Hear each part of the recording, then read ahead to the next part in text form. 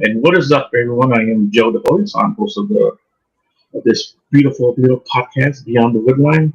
Real quick before we get started, I would like to give you guys a little bit of announcements. If you guys are interested, I am the executive director of the JRG, which stands for the Jevning Research Group, headed up and founded by Mr. William Jevning. He's got like 50 years of experience in the field of Bigfoot. He was friends with Renee DeHenden and John Green. They're two of the guys that are considered, two of the original pioneers of Bigfooting. There's like four guys in total, but there are two of them. Yeah, if you're interested in joining, let me know. We'll set you guys up. We'll get you guys started, and we do vet you. We vet anyone we set you up with. We want everybody to take care of each other. If you're in a state and there's not a team there, because we have teams in New York State, Michigan, Ohio, Florida, Louisiana, Tennessee, here in Texas where I'm at, New Mexico, California, Oregon, and a couple other states I always forget. But if we have a team and you want to start your own team in that state, you're more than welcome to do that. And like I said, we will set you up, and we will vet you and vet anyone that we set you up with. I'm trying to read this at the same time, so sorry, guys. And if you tune into nighthawkradio.com, you'll find this show on there. Also, there's a bunch of other great shows on there as well. Yeah, so tune in, check us out. There's a bunch of people, different teams, different podcasts, different topics. You guys will enjoy it. What's up, cuz? That's my cousin Tony saying hello. And so, real quick, yeah, that was it, guys. I want to introduce my guest tonight, two brothers, one ghost, Alex and Jason. How are you guys doing tonight? Very good. Very good. We're doing great, man. Thanks for having us. Yeah, man. Thanks for doing the show. I do appreciate it. Real quick, why don't you give us a little bit of a bio on you guys and what got you guys started? I don't know who wants to go first. Go ahead, Jason. All right. So what got us started? I mean, I've always been fascinated with the paranormal, stemming back to our childhood, having small things happen here and there. But when we finally took our first trip to Pennhurst, I think that's what really set the bar up for us. And we got our first EVP that night, and we were getting other, voices from the spirit box and whatnot. So we were getting some cool experiences. That's probably what started it for us. Yeah, I mean, we had some encounters, with the paranormal growing up, but this whole journey of, two brothers, one ghost didn't start till, 2 years ago. So it's been interesting to kind of like live through it as a younger person, and then, later on kind of delve into it head first and try to figure this all out. Yeah. And was there like any particular event that made you guys say, you know what, let's see what this is about. Let's see if we can find some answers. I think, when we got I was filming Alex on my phone, and I asked, is there anyone here with us? And we were in Pennhurst at this time. I might have asked, is there a patient here from Pennhurst? And it said yes. And that was the first time we actually caught something. And I was like, wow, there's actually something to this. And that's where it started rolling. Yeah, I mean, the crazy thing was there was no equipment involved. It was literally just a video on his phone. No ghost hunting equipment. It was just us in an abandoned building, and to pick this up, it was unreal. And I think that, yeah, for sure, that was the first thing that was like, let's try to do this even more and capture as much as we can. Yeah, it was interesting. I really like the name Two Brothers, One Ghost. I mean, did you guys toss around anything else, or was that like, this has got to be it? Oh, man, that was a whole debacle, man. We had so many bad ChatGPT names that were created. But I think Jason came up with the name, right? I mean, when he said it, it was just like, it was perfect. But it's a spin-off, something that, happened a while ago. Yeah. Some of you out there in the internet world might know about it. Um, So was there one or the other that was more into the paranormal and kind of took the lead into this? Yeah, I think I have to take the credit on that. I had to beg Alex to go to Penhurst with me. We ended up going 3 times after that, and we set up how many investigations since then. Yeah.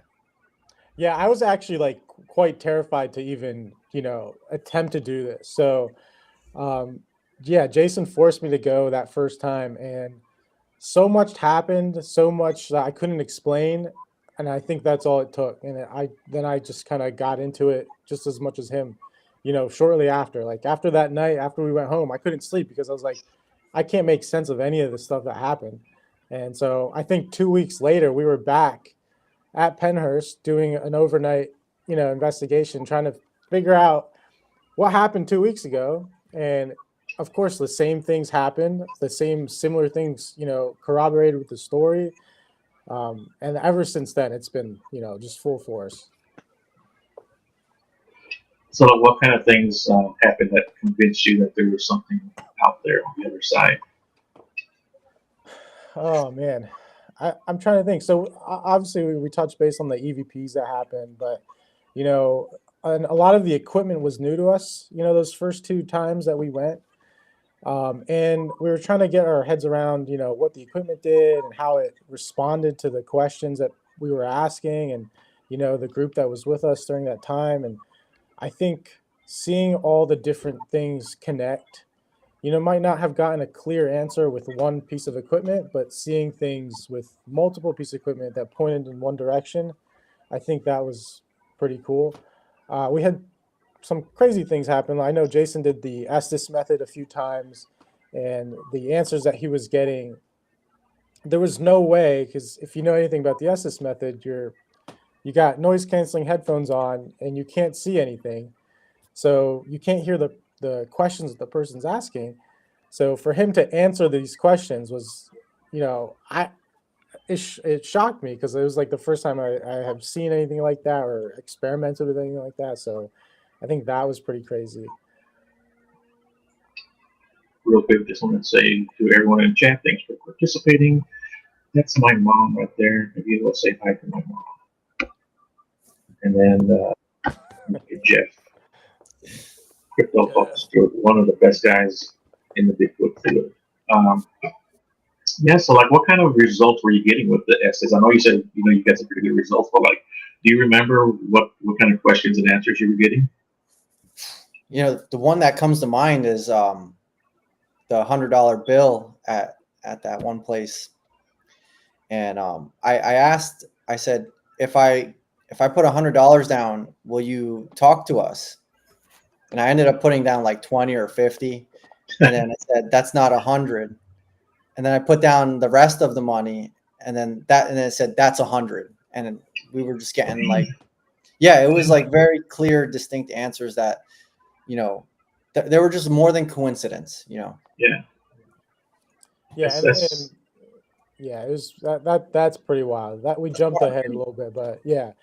Yeah, and I've had times where I've been touched, I know Jason's been felt like he's been touched. I feel like I get touched everywhere I go. So it's been interesting. I know one time, I think it was the second time we were at Penhurst. So our second investigation ever, we were doing a double Estes session where Jason was under with the headphones, and there was another gentleman with us who also had headphones on, he couldn't see. And this is probably one of the craziest moments of our time there, I personally think.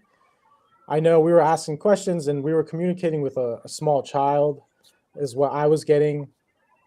And I had asked if he wanted to play a game. And so, yes, we want to play a game. And I said, if you can touch one of my friends in this room, you get 10 points.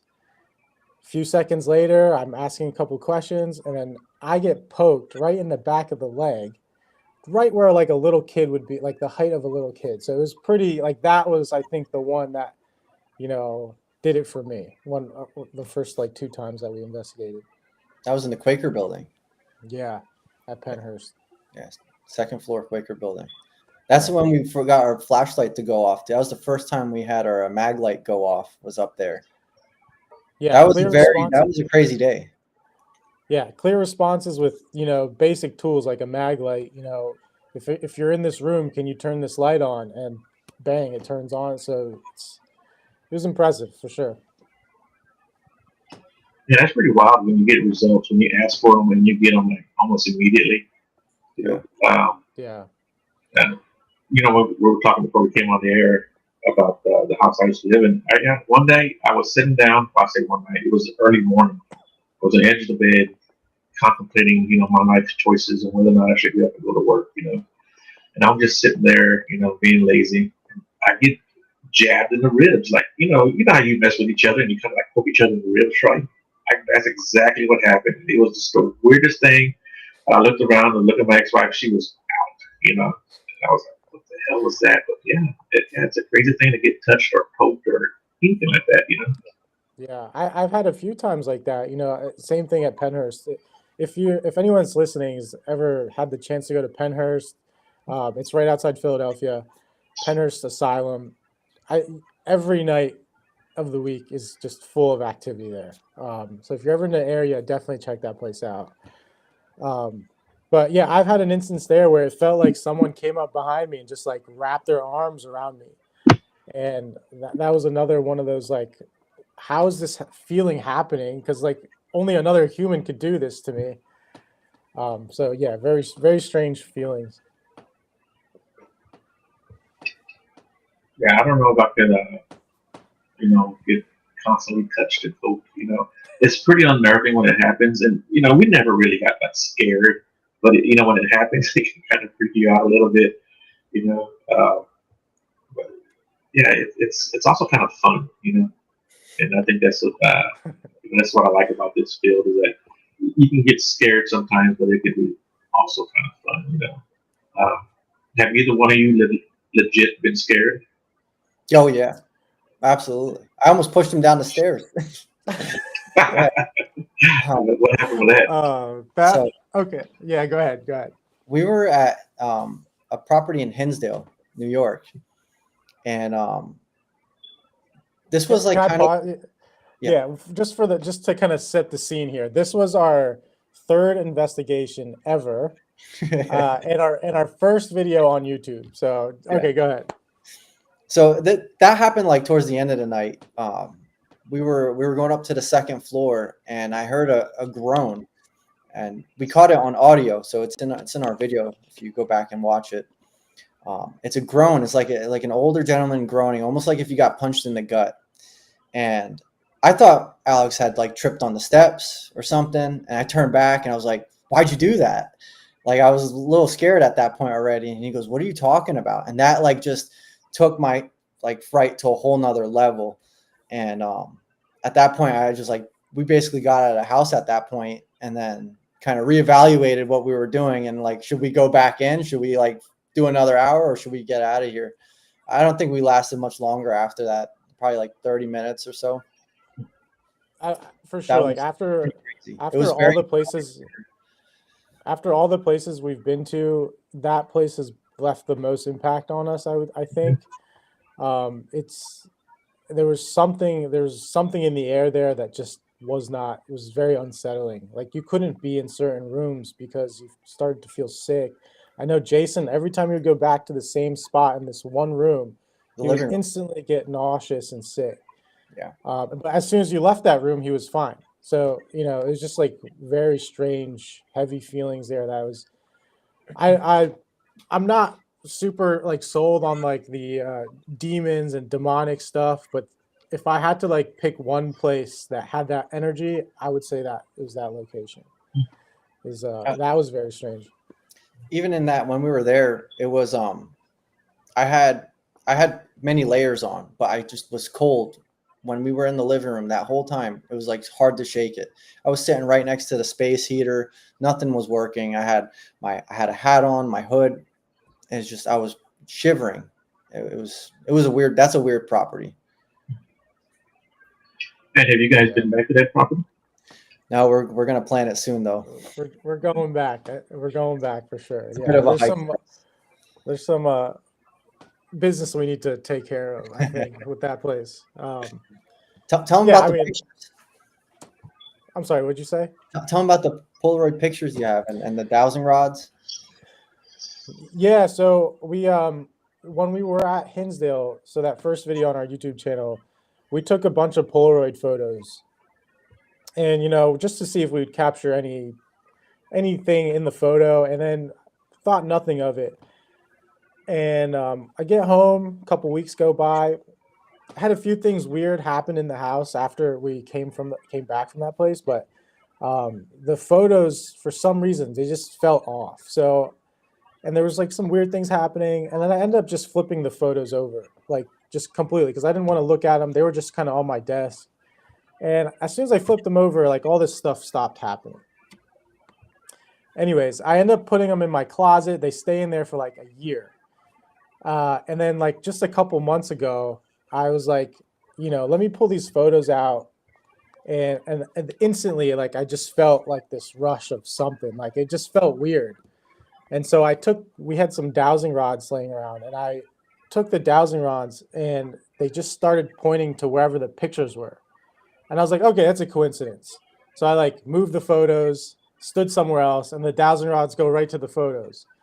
And like I did this a couple times, and then Jason comes over one day, and I'm like, dude, you got to look at this, because this was unreal. I couldn't believe what was happening, and I did it for him, and it like you could ask him, like it pointed worked. right to the. It's crazy. It was unbelievable. We switched position, like we moved the position of the photos like 3 or 4 times too, and it just kept going right back to it. Yeah. So it's been strange with the photos. Currently, they're flipped upside down in a closet right now. So, So, dumb question, but have you guys like examined the photos to see if there's anything in particular that may be able to try and tell you? I mean, we never like asked the photos anything. We never did anything more. And I think the thought of like something from that house coming with us, I don't want to deal with that. You know what I mean? Especially like, I don't want that energy to come with us. That place like really like terrifies me. So if we go back, those photos are going back. We'll ask the questions there, kind of thing, and then those photos are going to stay there, because that is like, I don't know. I had some weird things happen to me like the nights after we came back from that place, like, and I never want to go through that ever again. I had some like sleep paralysis, and for like 3 nights in a row, I would see like this black mist in the top right corner of my room.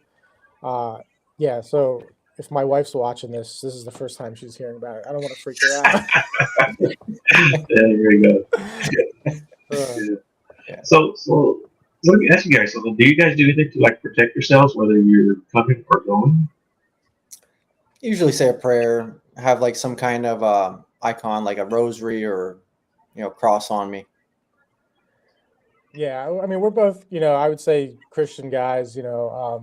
I've been, I had a friend that was into Reiki, and she told me that, if you picture yourself in white light and believe it, and kind of do this like set with cleansing within yourself type thing, that will help. And I've been trying to do that into the whole like Reiki, cleanse yourself with white light, and for me it seems to work. If there's any like bad energy, like I usually I feel better after it. So uh, I don't know if that stuff is all in my head, but Yeah, I agree. Yeah, I've had people tell me stuff like that, like I'm, Christian, I'm Catholic. But, that's what I do.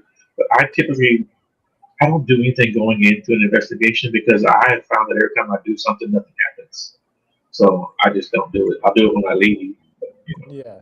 uh, so do you guys primarily like investigate like buildings? Have you ever gone outside to, say, a cemetery or anything like that?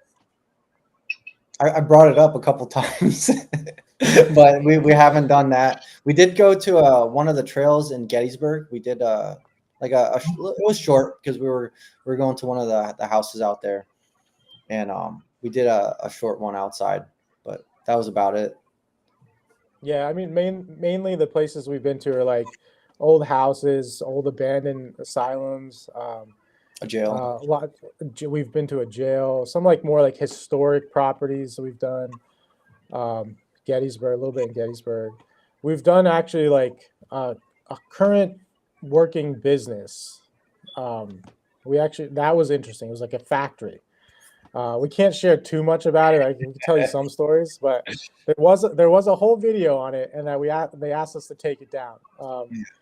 We were there for a little while and caught so much stuff, and just because of like privacy issues and all that stuff. But so yeah, we've done all sorts of places. Yeah, I've always been curious as to what people think about like investigating cemeteries. That's really what I wanted to get your views on. So, like, my view is like, if the spirits want to communicate with you, they're going to communicate with you. If they don't, they don't. If they're not there, there's nothing to really investigate. So what are you guys' views on that? I know Jason said he brought it up, but so what do you think? Yeah, I think for me, I think it's disrespectful a little bit to like wander in the cemetery and start poking around. This is like a spot where someone, laid their loved ones to rest type thing. So that, I don't know, you have to do it with respect, I think, and not kind of use it for any kind of other purpose than like research, like that's my take on it. I mean, I have to agree with him. I haven't done it yet because of that. But I mean, I'm not opposed to it. I'm definitely open to going and doing it.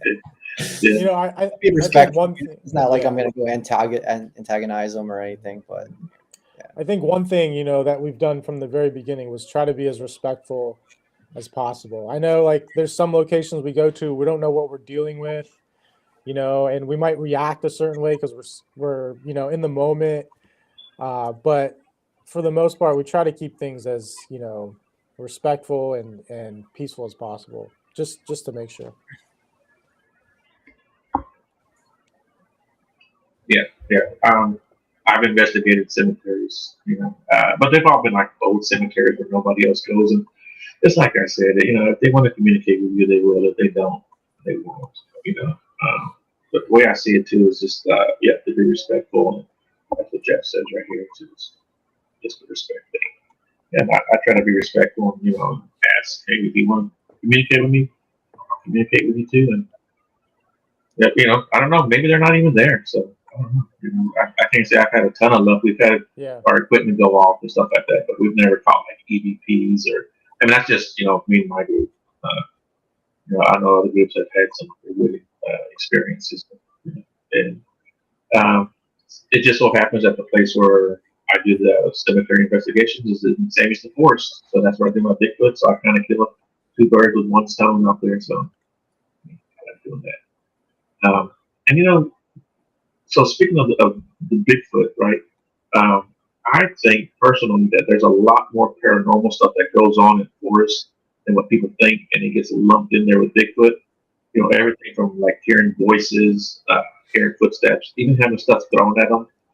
It's like it's Bigfoot. But I've come over the last couple of years to think, man, there's a lot more paranormal stuff because as I've been doing this, I've had people catch voices like on their recorders. When they sit their recorders out overnight, they'll catch voices and like speech, people talking. And I had a friend of mine. He's got a video, and I've always been to put it on this computer so I can show it. But as he's going down the road, this dirt road in the middle of the forest, he comes upon this orb, and it scared him. And he actually pulled over and had to say the Lord's Prayer. Yeah, it's a pretty good thing. Yeah. That's pretty cool. I think the more I get into this paranormal and the more I think of things like Bigfoot, I almost think they are one and the same. When we think of like Bigfoot, we think of this like physical creature, but it very well could be something from another dimension, from another, thing. You know what I mean?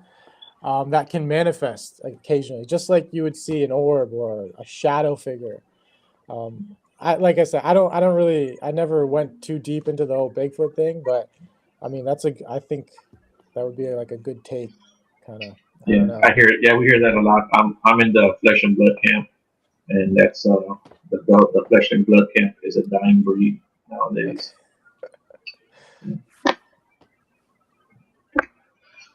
So what do you guys have next? What's next on your agenda for investigations?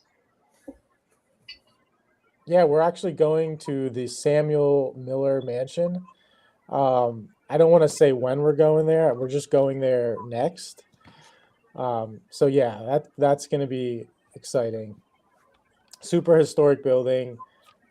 Went through like the Civil War era, so a lot of crazy history with it. Um, so looking forward to that. That will be coming up soon. That's the next thing.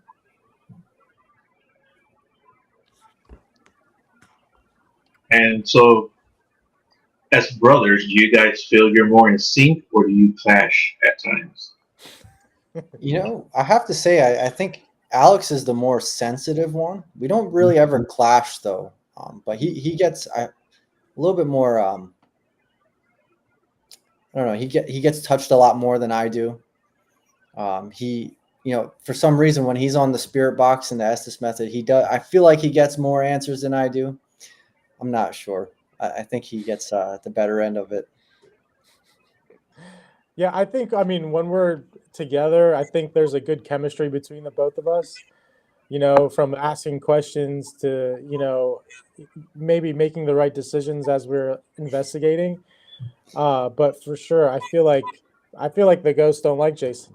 They don't want to talk to him. I'm the only one that they're coming after. I don't know. Since we've started this, I always felt like I was a little bit more in tune, you know, but still figuring all that out. Sometimes we go on investigation, it feels like nothing's happening.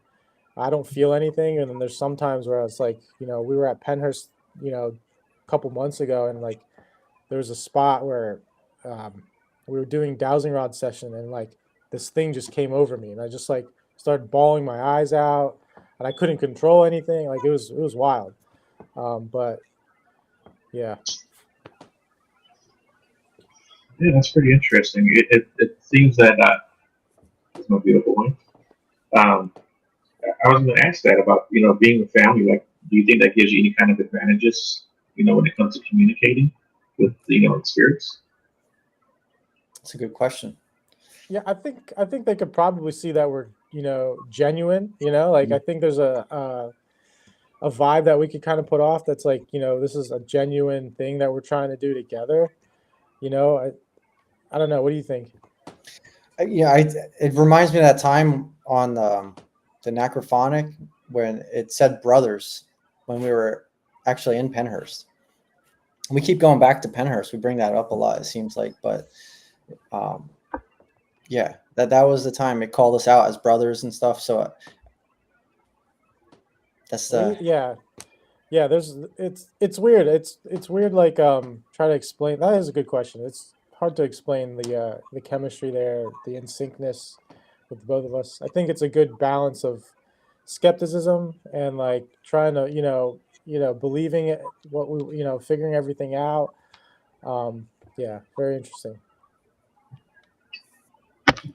Mr. Jeff says, my theory is certain people's bodies are more in sync with bioelectric spectrum and are more sensitive to otherworldly energies. Does that make sense to you guys? Sounds I mean, yeah, good. it does, Yeah. because if you believe in the whole grounding thing, like if you step on the soil, you're grounding yourself. We conduct electricity for sure. Yeah. Have you guys ever seriously disagreed about something in an investigation? Oh No, man. I don't think so. Oh, that's good. Maybe about splitting up. But yeah. Oh man. Yeah, you don't want to do that, right? Yeah. Um, yeah, unfortunately, I had to do that in our latest video on YouTube. I did a whole solo session. I lost a bet, so, but yeah, I didn't agree with that as much. And I bring it up almost every time. And I don't agree with people scaring you on purpose when you're by yourself. I don't agree with that. Guilty as charged. I was going to ask you, who's more likely to scare the other one? If I had the opportunity, I think he would. But I definitely was the one to do it. I think I'm more vulnerable, it feels like, in most situations. So I think scaring me is easier than scaring Jason. So, but yeah, I'm sure there's going to be more of that. I got to get him back for the last time he did it to me. So. Yeah, like I said, when I saw you guys on TikTok and I saw you guys were having some fun, and I was like, man, that's great, right? Because like I've actually been out with the group, and I first started doing this Bigfoot stuff, 13 years ago. Right, 13 years ago. I met up with a group, and we were out in San Houston, and they told me, Joe, we usually don't make that many jokes around here. I was like, okay, well, I can see we're not going to be going out anymore. Yeah. And not that I act like a damn fool, but I like to have a good time and laugh. Yeah, you got to have a good time. Yeah, I think, for sure. I think there's a good balance between being respectful and serious when the time is right, and then like still having fun. I think we also use humor and joking around as a coping mechanism to being scared. I think it helps us get through some of these investigations a little bit easier. Yeah, totally, absolutely. I think we got really scared one time, me and my buddy Walter, and when we came back to camp, it was just. I just said that was probably the stupidest thing we ever did, and we just busted up laughing. I don't know why that was funny when I said it, but we had just had an underwear changing moment, and we drove like 30 minutes back to camp without even talking to each other, and we sat down after the fire started. I sat down in the chair and I just looked at him. I said, "That was probably the stupidest thing we ever did," and we just busted up laughing. Just funny. We definitely had that thought leaving Hinsdale. Yeah. We thought we made a mistake going there. I thought that was going to be the first and last video we ever made as Two Brothers, One Ghost. Honestly, that was like, it was hard to, get past that first night there. So it was pretty wild. So what's like the most compelling evidence you guys have captured? Dude, oh man, I got so much. Really, the Hinsdale video is great. Like the flash on the camera I was holding fell off. We captured this ghost hanging from the ceiling that started moving on its own. It was just like an ornament, and the voice. There's just so much to name. That was just in that one night. Yeah, I mean, and just kind of like go through some of the other locations. We went to a location, the one that I can't disclose. There's a video out there that we had to take down, but in the one part we were doing a spirit box session, and I said, "Do you recognize Jason?" And then clear as day, it says our last name. So like that right there was like unbelievable, evidence, I think. Well, I mean, you guys don't have a common last name. That's not a common last name. Yeah, exactly. Like Johnson, right? Yeah. Yeah.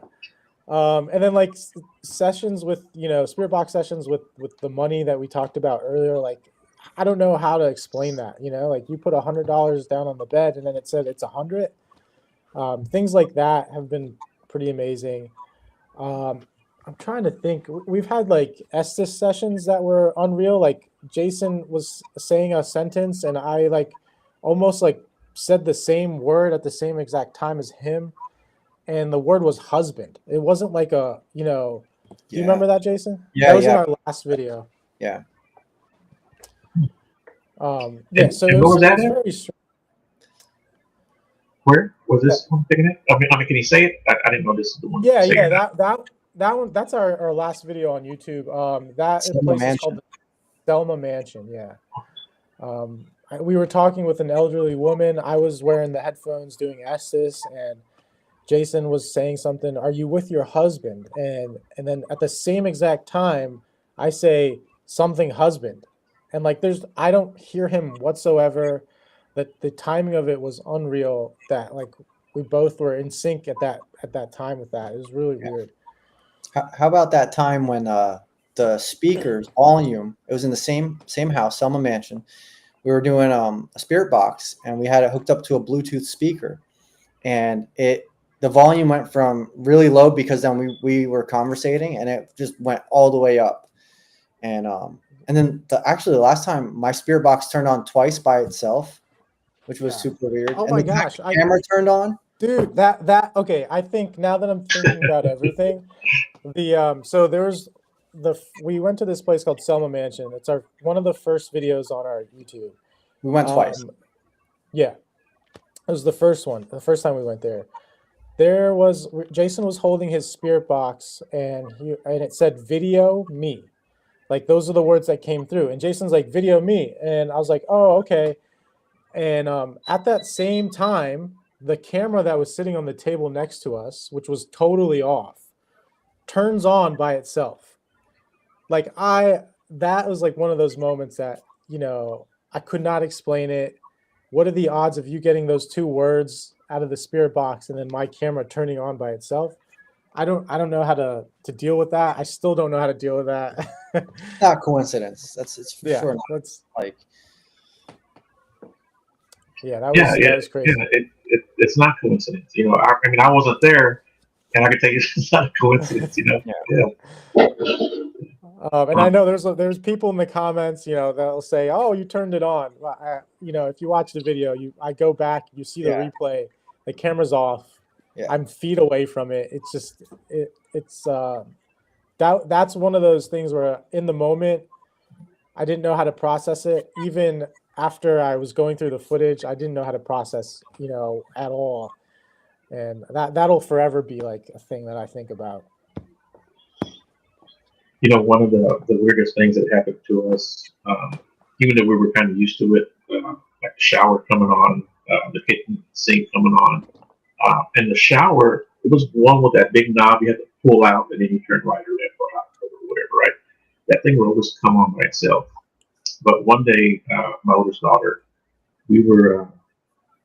she called me up, and she's like, "Hey, Dad, I made some tacos. You want to stop by and grab some?" I'm like, "Okay."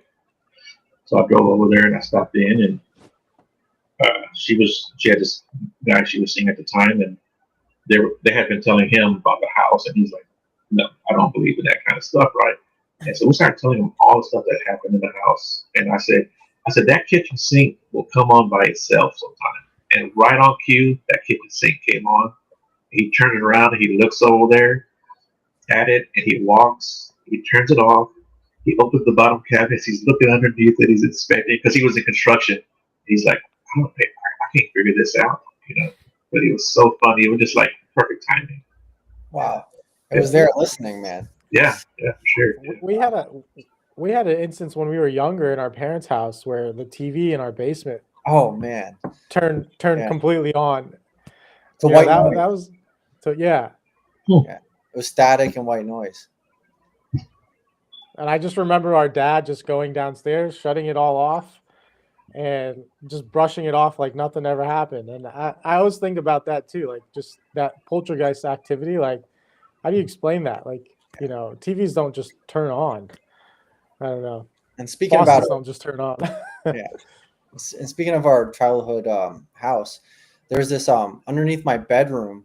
There's a hole that the TV cable would go down through, and underneath there was a light switch or like a pull down string that had a distinct sound to it, and I'd always hear it go on and off all the time, and then even the light was broken and it would still go off. Yeah. And so Jeff says we had our television just start flipping channels with no one touching the remote and stop when I asked it to stop. Yeah. That's crazy. So what do you think ghosts are? Are they people? Are they something else? I think it's a residual energy of people for sure. We're all made up of energy and cannot be created nor destroyed. So it's gotta go somewhere.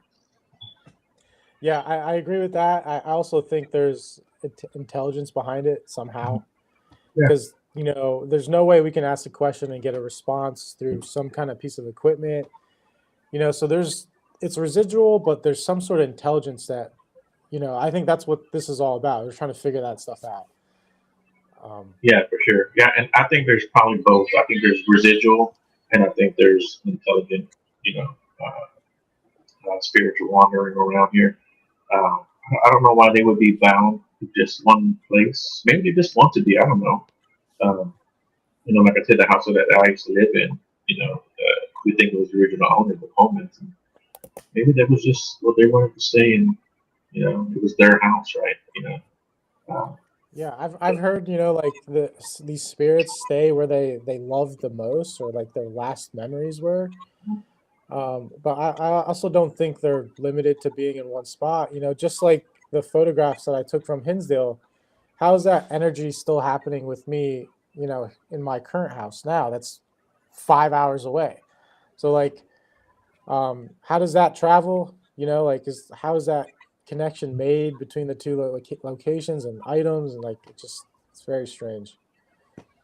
Yeah, and you know what? You reminded me of the story. I've told it on the show before, but so in 2017, I was actually living outside of San Antonio, in a place called Universal City. And my youngest was downstairs, and he was washing some clothes, and I had like some pants and a shirt or something. I was upstairs, and I threw it down and said, "Hey, wash this for me, right?" And when I threw it downstairs, there's a light switch right on next to me by where the wall's at, and it flicked on, and the light came on. And I just knew it was my dad. I was kind of going through a rough time, so I knew that when he was around, and I just knew it was him, right? Didn't think too much of it. So in 2019, 2 years later, I moved back to Houston. And I went to my mom's. I was visiting with my mom. And I was telling her this story, and I'm like, "Yeah," I said, and the light switch came on. I told her, I said, "I just knew it was Dad." And right at that moment, the kitchen light came on. It flicked on. We both heard it flick. Yeah. Saw the light come on, Oh my God. and we just looked at each other. And I said, "See, I told you." I said, "That's Dad right there." That's pretty Wow. cool. What a sweet moment. That's crazy. Yeah. Yeah. And it's Yeah. always special when you get to experience it with someone else like that. Yeah, like yeah, you're talking about it, and it happened. Yeah, that's one of the things that I would say. I said, "Man, I was just so glad someone was there to witness it with me, for the second time." Yeah, for sure. I think that's our goal too. Is like with our videos, like we want people to witness things with us, and it's hard. It's hard to kind of get it across in video and in audio. You just can't feel how it feels in the moment, and then everyone thinks it's fake because it's online or whatever. But to each their own. But that's our whole goal with what we're doing. Yeah. So, like, what kind of advice would you give, like, a newbie, someone who just stepped into the field? They want to be a paranormal investigator or researcher or whatever label people want to put on it. What kind of advice would you give them? I would say going with good intentions. You just got to throw yourself in the fire. As long as you don't mean anything malicious out of it, I think you'd be in good shape. Yeah. I would say move at your own speed. If you're not comfortable doing anything, don't do it. I also think you should push yourself, a little bit so you can grow within the field, and there's the cats. Yeah, I say move at your own pace. Don't worry about the people around you. If you're not comfortable doing something, just kind of, it's okay. It's a world of the unknown, so it's don't push it. And, like, what about equipment? Like, would you recommend they buy something, to help out with investigation? You just kind of go in and use your body as a tool. Spirit box. 100% get a spirit box. That is the greatest piece of equipment, I think. Just because you're having essentially a conversation with a spirit. It's really amazing. And then you can kind of get the tone of the voice out of it too. It's not just like the same thing over and over again. Like if it's like sometimes it comes out as a female voice or a man's voice or a child's voice, it's incredible. Like I was very skeptical about that at first. I was like, "Oh, this is fake." These TV programs, they're all kind of doing something with this radio. And when I actually first experienced that, it was amazing. Yeah, I would say the spirit box is the piece of equipment in my opinion as well. But that you can use anything. You can take a balloon and put it in the room and ask questions and see if they can push the balloon over, or move something. It's really it's really how you want to utilize, you know, your energy and how you want it to come across. But I think the best, clearest way, the most direct way is the spirit box for sure. We have And then REM when you, pods and yeah, like cat balls and the EMF detector and all that, mag lights. Those are all cool, but there's nothing like actually like getting a verbal answer. yeah. And I know there's like a bunch of apps, ghost hunting apps out there. I would not rely on those. Now, when you use them in conjunction with something else and they're both, saying the same thing essentially, now that's amazing.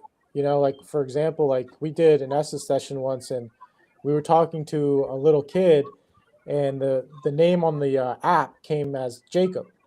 And I know Jason was asking, Jacob, are you here? And on the spirit box, it said, I'm listening. So, like the correlation between those two is unbelievable in a situation like that. So, And that happened twice. So we went. That was at Selma Mansion. We got Jacob the first time we went there, and then the second time I was following up with it because I was going to see if we could get his name or some answers from him again.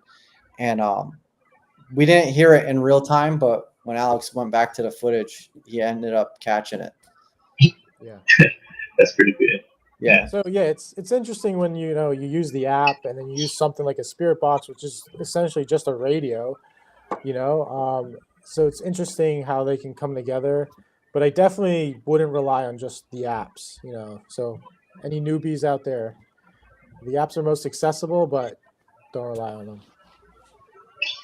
Yeah, my first investigation, official investigation, it was in Mineral Wells, Texas, the Haunted Hill House. I don't know if you guys are familiar with that. Mhm. I know that one. Yeah. So I went there, and one of the guys there, he had this spirit box that he built with the amplifier, the reverb, and the other panel. I can't remember what it's called. And he was showing me how it works, right? And then he's like, "I'm just gonna go upstairs and I'm gonna do a session." And I said, "Can I go with you?"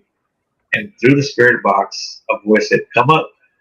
Oh man. Yeah, that was pretty cool. Yeah, Yeah. that was pretty cool. I said, "Come up." Yeah, they're Tell me always this. listening, and they're always listening.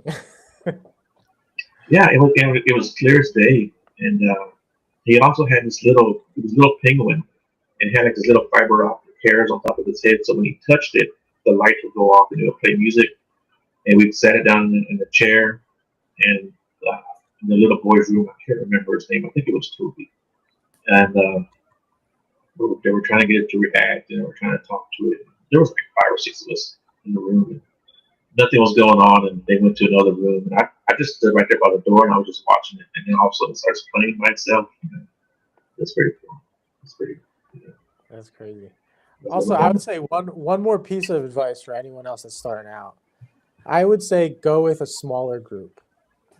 I think you can experience things in a much different light if you're in a smaller group. I would say like no more than 4 people. Once you're in a group of like 10 plus people, the energy is mixing. There, you have some people that are believing in things and some people don't believe in it. And I think once you have that mixed mash of energy, it's hard to kind of like connect with the other side. So I think if everyone's on the same page, going into it at the same kind of with the same vibe, I think that's the best way. Yeah, and I never thought about that, but yeah, you're probably right about that. Or I'm probably right. I think you are right about that. Yeah, that's good advice. Yeah, I'm going with a big group.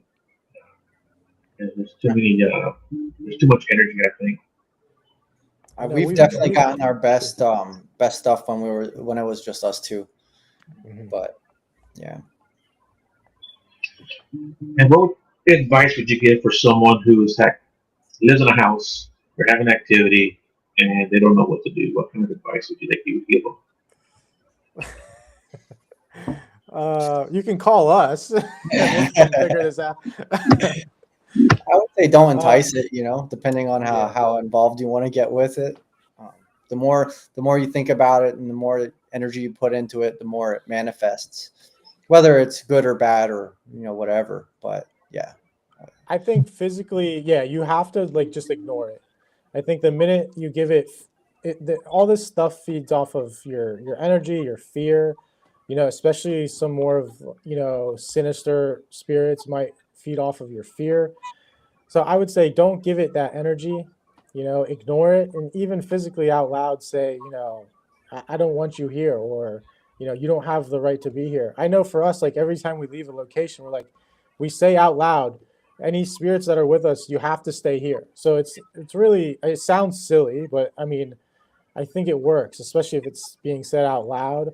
And definitely don't give it the energy that it wants. Yeah, I agree with you because I that's what I do too. I say you can't follow me home, stay here. I don't want you coming, around me and my family. But you know what? So when I lived in that house, that's what we told them. We said it out loud. We're not going to make you leave. Just don't scare us. At least like intentionally, right? And so that's what we asked it. And like I said, it was kind of unnerving and a little bit scary, but they weren't ever trying to scare us. So that was a good thing. Yeah, but I mean, there's things like Reiki that people come out and do a Reiki session on your house. I'm not into that a whole lot.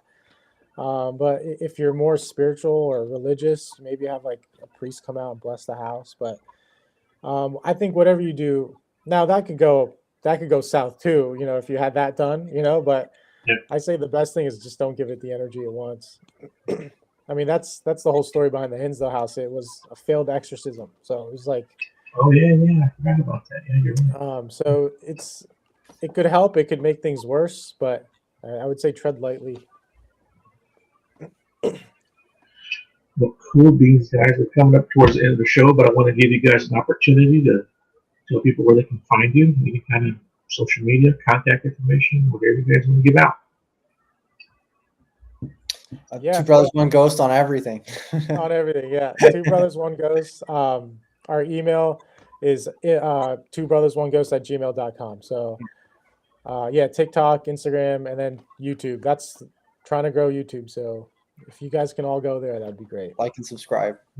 That's right, guys. You guys go to their channel, like and subscribe. If you ain't subscribed to mine yet, you better darn it, or I'll stick Bigfoot on you.